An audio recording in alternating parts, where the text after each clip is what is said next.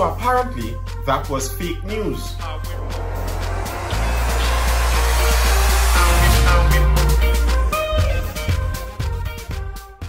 The story that the South businessman said on the morning program a few days ago, where he alleged that he had first-hand knowledge of an incident where a private company, a private entity, brought in the Pfizer vaccine into our country, and they vaccinated their own employees with this.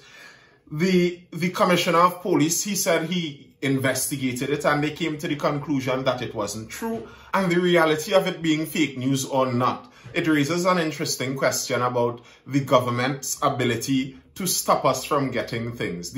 Where is the line that we draw freedom in, and how much freedom we think we should have as a population and as a society. So apparently in this case, the government has the authority to make it illegal for people to acquire vaccines.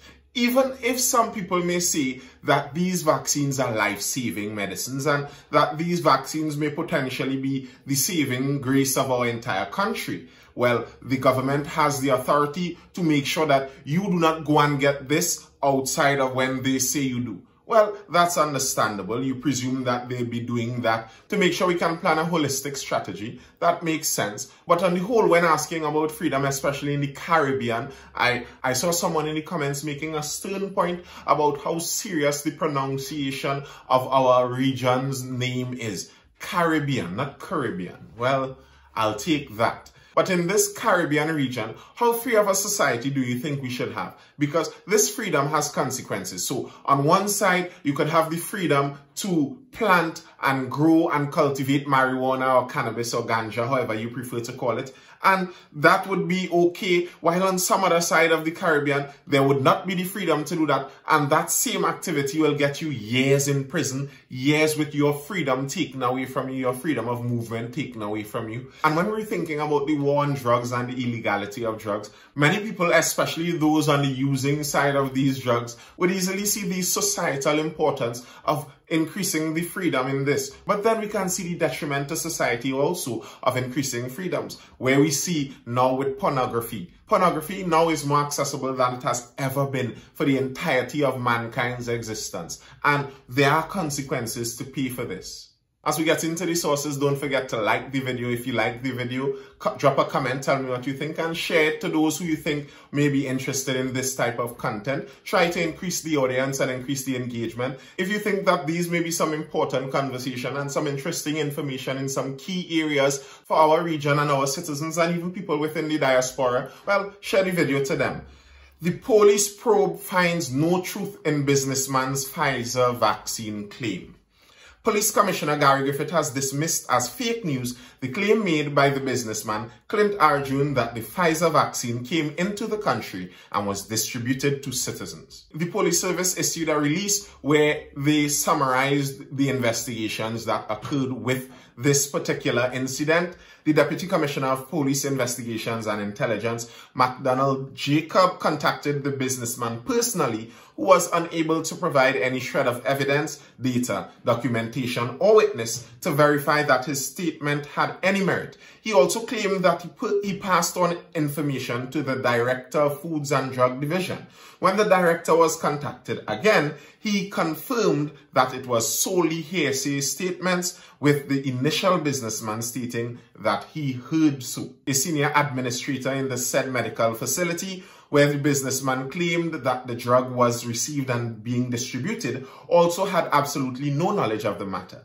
In summary, the statement made by the individual that made headline news lacks merit and is deemed to be false, as there is absolutely nothing to substantiate his claim, which has been deemed baseless. So his claim is baseless. That doesn't necessarily make it false, but it is baseless and he doesn't have the evidence to back up his claim beyond he said so. But considering that yesterday the main headline was, if this drug was brought in, it would have been brought in illegally, I am not surprised that no one is out there jumping up to claim that they were responsible for doing such a thing. And if there was a medical facility that did that, and they did it illegally, that would say that they're already not too bothered about the scruples, and maybe telling a lie to point attention away from themselves wouldn't be out of their way.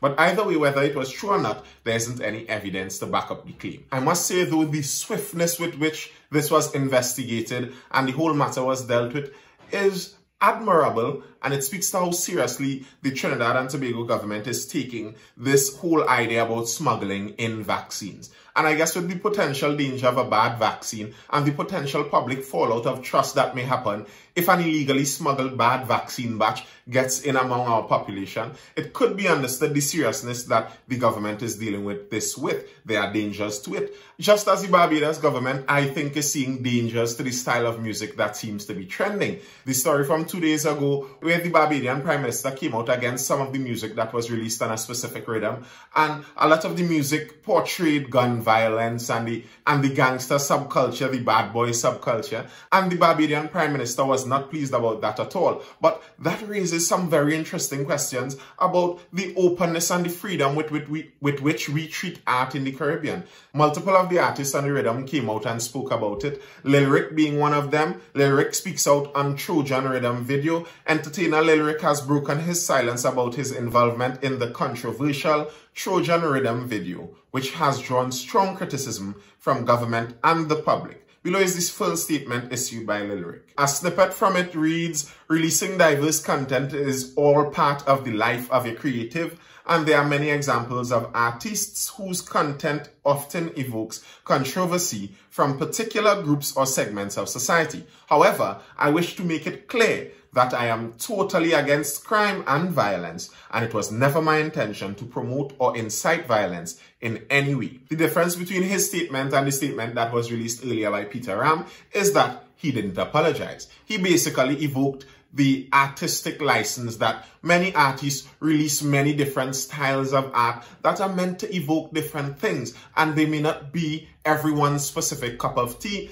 but he made sure to point out that while he does release a certain type of art, he doesn't promote or incite violence. And can those two go together? Can you release gangster style music? Can you release music that speaks candidly and openly and in glorifying language about murdering people and about doing illegal activities, and at the same time say you're not promoting it? Is that promoting it? I think by producing art that speaks of this style of life in glorifying terms, you are, by the most literal sense, promoting it, because you are increasing its profile, you are increasing the attention on it, and you may be even increasing the positive attention on it. Whether that should be something that should be banned is an entirely different conversation. I think the banning of art should be something that is very carefully watched and very carefully managed, because art is one of the things that seeks to push the boundaries of societies. So many times the artists may be the pioneers of moving a society in specific directions. The thing is, sometimes the directions aren't always good, but you want to leave the artistic room for them to experiment and see where that direction may be. And I could understand that. But I don't think, on the other hand, that the Prime Minister was seeking to ban the music, because that's not what she said. She spoke from her personal point of view. And from her personal point of view, as a Barbadian person, as a Barbadian woman, as one within the society, she has every right to say how she thinks about this music, and if she thinks it's detrimental to the society and she doesn't want to promote it, and she doesn't want anyone that does promote it alongside her, that's her prerogative and understandable on that side also. You see, the real problems with government isn't when they speak about what they prefer and what they like and who they'd rather work along with. That's minor things. The real problem would be the laws that are passed, the laws that can actually affect freedom. For example, while in Jamaica and in Trinidad and in St. Vincent, there has been the decriminalization of marijuana, and you could grow some plants here and you could grow some plants in Jamaica. In Barbados, that's something that can still get you jailed. It's still illegal to grow weed, is an article coming out from Barbados. The laws of Barbados are clear. You cannot grow, process, and sell marijuana, even if you think it is necessary to feed your family, unless you have a license. And ever since I found it a bit strange, the amount of laws we have surrounding a plant and how carefully managed it is to grow a plant, a single plant that you can stick a seed in the ground, and this is just what's going to come out of the ground. Now, I understand that there are ramifications and there are consequences to the misuse of what comes from this plant, but it still seems just a bit strange. And when you consider that in one spot in this region, you can be sitting in a jail, you can be, well, not a jail, in a prison, you'd be sitting in a concrete box for 5 years of your life or more for a plant that in another spot in the same region, you'd be fine with. And now Jamaica is seeking to make it even more fine for you to have cannabis, as Jamaica seeks to overhaul its entire cannabis regulations. They already decriminalized it in 2015, and now they're seeking to push it even further. This coming out straight from the Jamaican Information Services website. State Minister for Industry, Investment and Commerce, Dr. the Honorable Norman Dunn, says that the government is working quickly to overhaul the interim regulations governing the cannabis industry. He said that the measures enacted in 2015 are no longer appropriate for the fast-growing industry. They require a complete rework, and we are now set at the ministry to work assiduously to change this. If we don't change it and everywhere opens up apart from us, we are going to be completely left behind, he contended. Well, that's over in Jamaica, but over here in Trinidad, we're still spending a lot of police resources to go trekking miles into the forests to burn down acres of plants. I find that just strange. Like, okay, fine. You don't have to use marijuana. I don't have to use marijuana. I don't have to condone the use of it. But it's a bit strange to use our police resources for our paid executioners of state law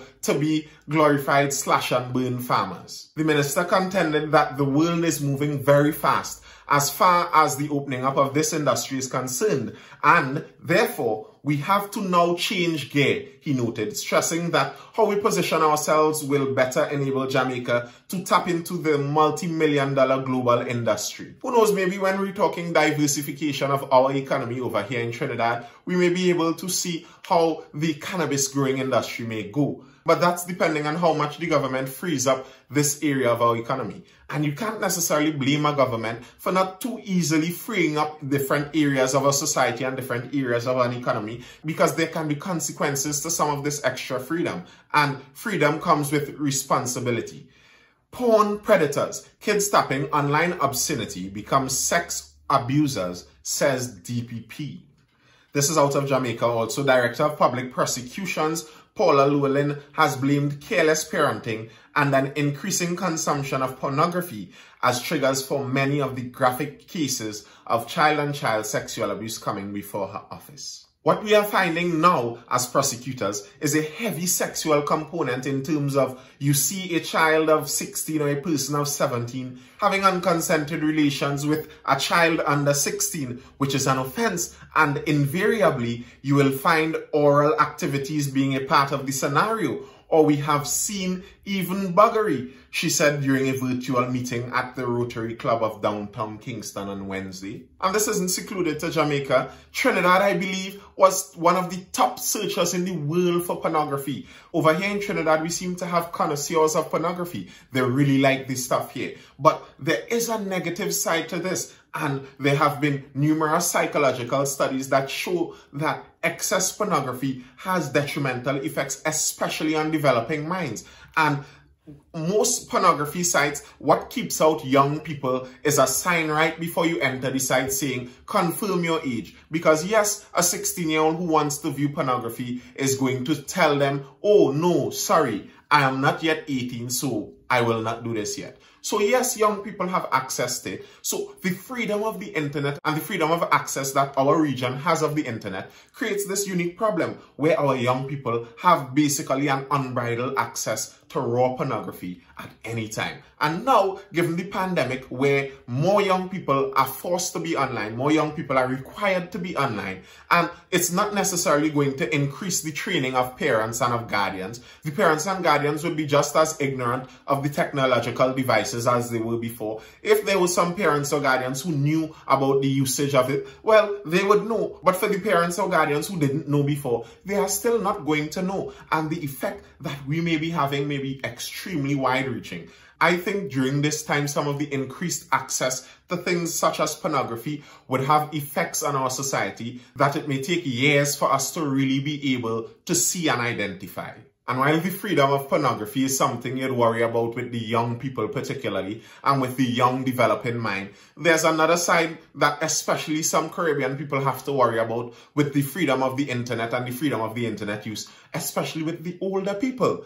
Financial Intelligence Unit warns of romance scams. This comes from Guyana. The Financial Intelligence Unit of Guyana today said that it wished to bring to the attention of the public the existence of persons in the country who are actively involved with international partners in the commission of what is referred to as package delivery or romance scams. For those of us who knew about these going on for quite some time now, yes, they are still going on, and yes, people are still being caught. For those of us who don't know what it is and what the practice of this romance scam and these delivery scams are, how they work is someone would befriend you over WhatsApp or Facebook or whichever social media, and they'd speak to you for some time. And then, as a manner of showing their deep affection for you, whether it just be in friendly love, but most times in a matter of romance, and showing how much they love you, even though they cannot meet you, they would have the deep interest in sending you an expensive package, something that is worth a lot, something that you would really like delivered to you. And then they'd let you know that the one catch in this, they really want to send this package to you, but they need some money sent to, see about the delivery costs and just to see about the technicalities. And once you send the money, they ghost you, and that's it. You don't hear about them anymore. And this scam works, and it's still working on people. It worked on people 10 years ago, and apparently it's still working on people because the Guyanese Financial Intelligence Unit saw it fit to make this release recently. And I guess all these ideas of freedom and how much freedom in a society can be tied into yesterday's video where we spoke about what China does and how China gets their economy and their society to work, and their use of a more authoritative style of governance. And from that we can see what level of freedom we would like in our society. Do we want it free enough that the ganja use and consumption and cultivation is open enough for more people to do it? You'd like it that anyone who feels so free is free to plant a farm full of cannabis? Or are you afraid of the repercussions of freedom as we see in the onslaught of pornography, especially in the younger generations? Tell me, what do you think? Share the video and see you in the next one. When you wake up in the morning and you hear the birds cry and you feel the music rising with the tide.